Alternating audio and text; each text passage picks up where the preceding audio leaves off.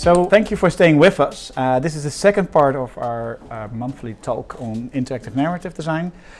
We're still here with Iris from GameHouse and with Roy from Wispfire. I'm opening the floor for questions and I see a lot of hands, so here goes nothing.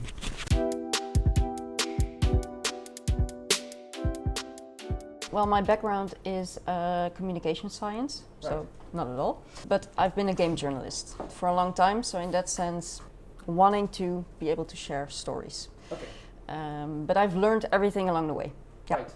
So kind of my sort of question is, how do you perceive writing stories for games is different or similar to writing it for other media that maybe you have experiences with or thoughts about? Mm-hmm.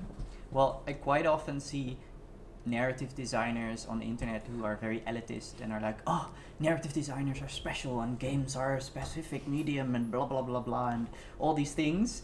But I actually believe that if you come from a background you like writing, like any writing in sort of any medium, you can also learn to write for games. But you have to be a humble writer. You have to, get to know the medium, get to know all these different aspects and things that you have to focus on when you write for a video game.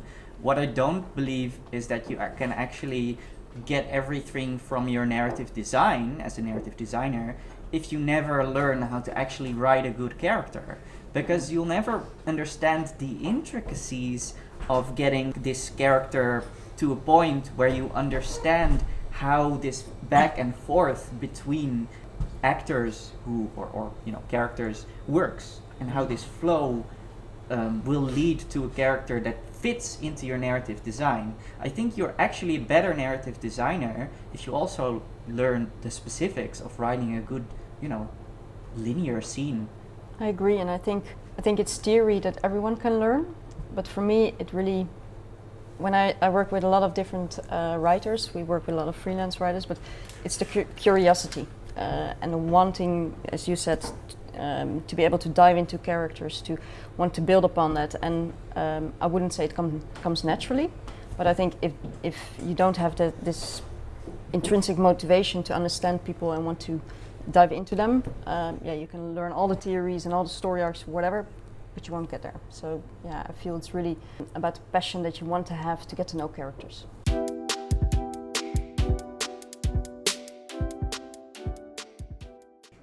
Yeah, that's a good question. Herald is designed first and foremost as a narrative experience. The story, we kind of designed the game as a layer of stories, or so an onion of stories basically, with different layers. And the top layer is the storyline that everyone will get, which is the interactive branching dialogue system. But underneath there's layers of items, layers of letters, layers of background story that you can collect in the journal. And I see that as gameplay, the collecting of stuff, the exploration part, you deciding which pieces you take to yourself and that you internalize and make your decisions from in the interactive dialogue is most of what the gameplay is. It's really a mind game. Someone who thinks about the consequences of actions will love Herald, probably. But I do think that if you take away, all the dialogue, then there's not much left to do. There's several very easy puzzles that are there to support the action of what you see in the story, but those will not constitute a good game in and of itself. I think you'll break Herald if you take away the story.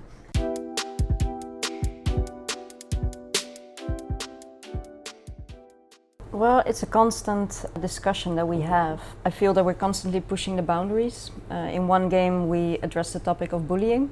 In my opinion, we should have taken that much further. But we also saw, just the way we told this story, that actually it already touched a lot of people. What we always try when we create our games is that this one sentence we would like to see from the reactions from our fans, it reminds me of. And we try to fill it in before we create this game.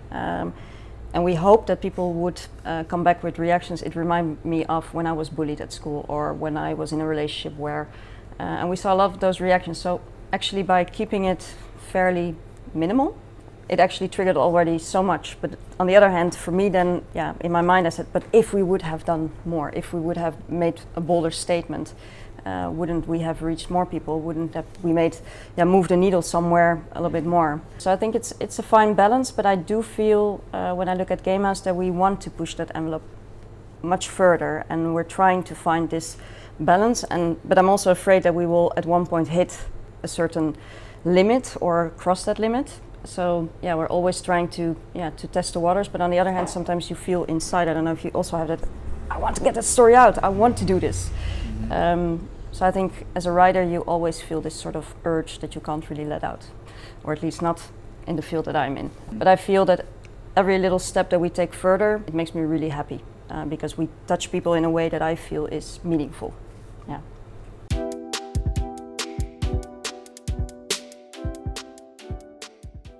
Well, I can give one example. Herald is specifically made with sort of story first idea in mind, but because we're a small studio, we had to really carefully deliberate which assets we're going to create for my story.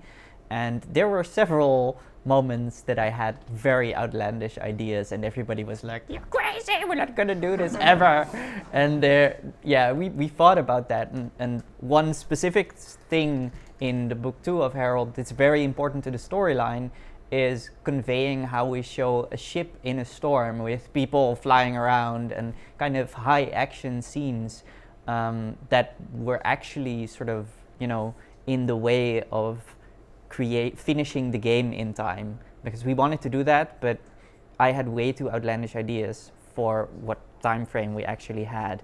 It's not specifically gameplay, but it is very much sort of kind of weighing your options. I have something that I really want to do and it's necessary for the story to actually make it work well, and the designers and animators saying, no, this is not going to happen.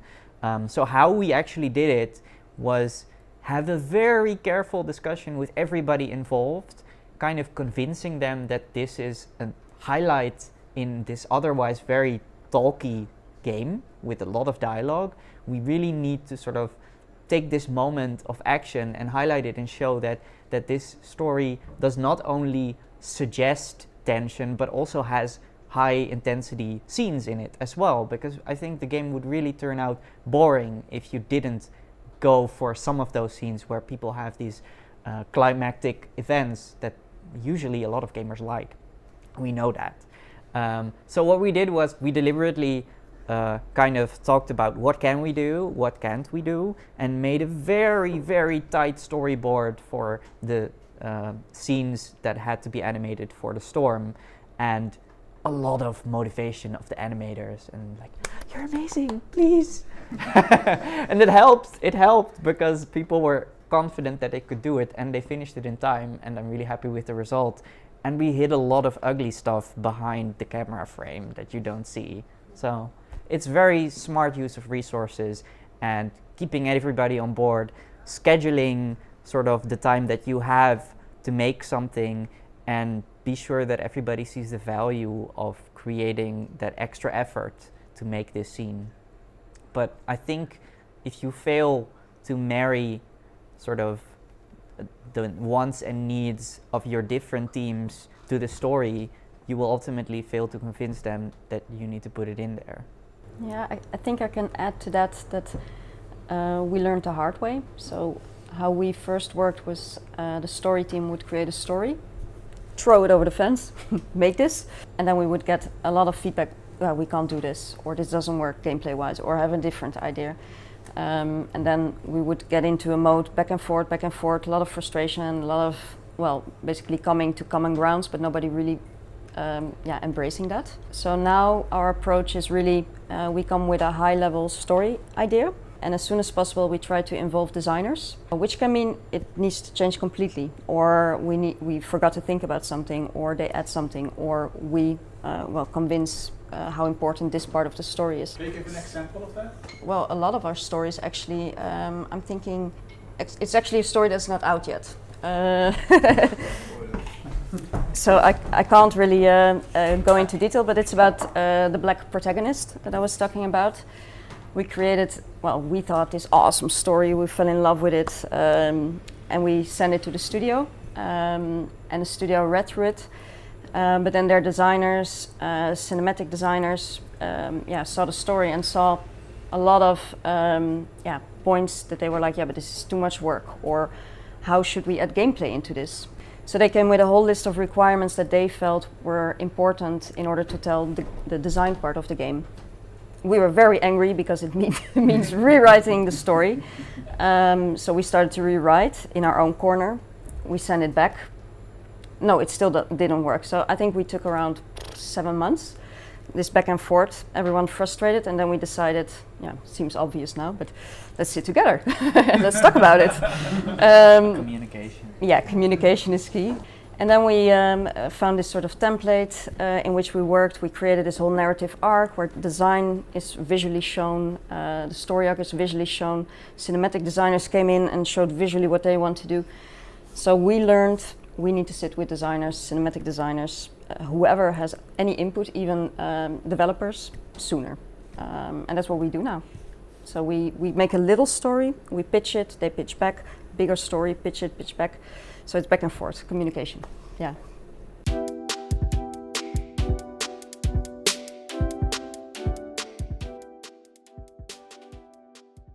On the one hand, it's, as GameHouse, we don't want to make a political statement because we feel that's not our role in this world. We want to bring inspiration and entertainment to people.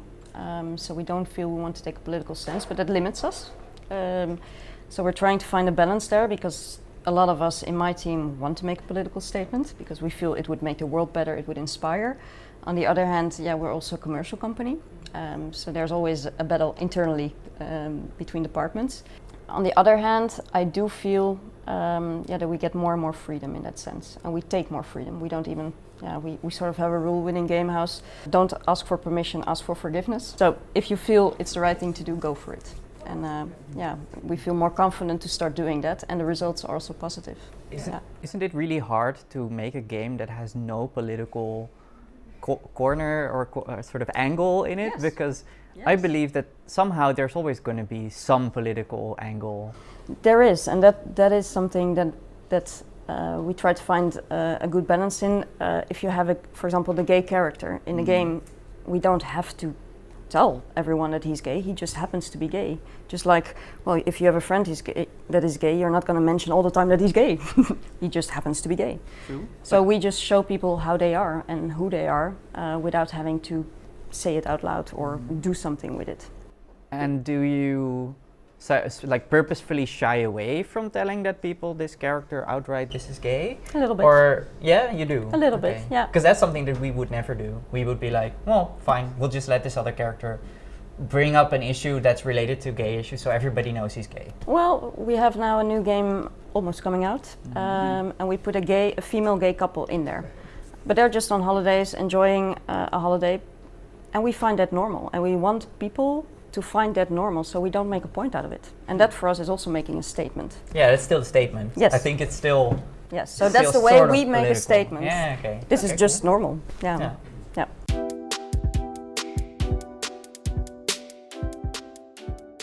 Well, first off, we started out with the idea of trying to make the game more 2D because Ida, our art director, is very experienced with 2D art. But from the very beginning, we were like, this is actually not working because we are theater makers. We like to create a scene. We like to create 3D space. You want to be able to walk around objects, and even if we direct the view in which you can see these objects, having a stage to set up, it was one of the main prerequisites for us to create Herald. And with just the 2D image, we quickly felt that we were missing sort of some tools to be able to do that. So that was one of the first things we thought about. Okay, just to be able to translate everything that we know about theater into games, we need to work with a 3D stage and really think about experiential theater. I don't know if you know the works of Punch Drunk. Punch Drunk is very well known for their works where you walk around in the environment where the play takes place, but you cannot see everything because everything is taking place at the same time in a large house and you just decide where you go. The same thing was for Herald. We thought about like everything that you can open has to have some sort of story or has to be, telling you that this world is lived in. And we took that to heart when designing lots of specific scenes for Harold. That one moment you will learn about that in the storyline that one of the crew members, the chef, has this recipe for butterscotch treats that the captain really likes and everybody's talking about it, and one of the other characters stole one from the cookie jar, and during a specific point in the game, if you open a drawer, you'll find the recipe for those butterscotch treats, and you can actually make it in real life if you want to. That sort of discovery that we liked about experiential theater, that's small because it feels like it's personal and to you at that moment, is something that we put into the game as well. So personal small discoveries, the idea that this world lives around you while you traverse it, those were very important to us, and that's what we took from experiential theater, and sort of this reaction from characters around you, the NPCs that don't have a major part in the story, all talking about the stuff that's been happening in the storyline, is something that we took from that. So let's wrap it up. I think we had some great discussion, or at least a great conversation about different ways to implement new characters in games or make characters more believable or more attractive somehow. This was the second interactive narrative design monthly, and I really appreciate you guys being here. So I have a small gift for you when the camera is down. So thank you for watching, thank you for tuning in, and thank you all for being here, and give a round of applause. Thank you.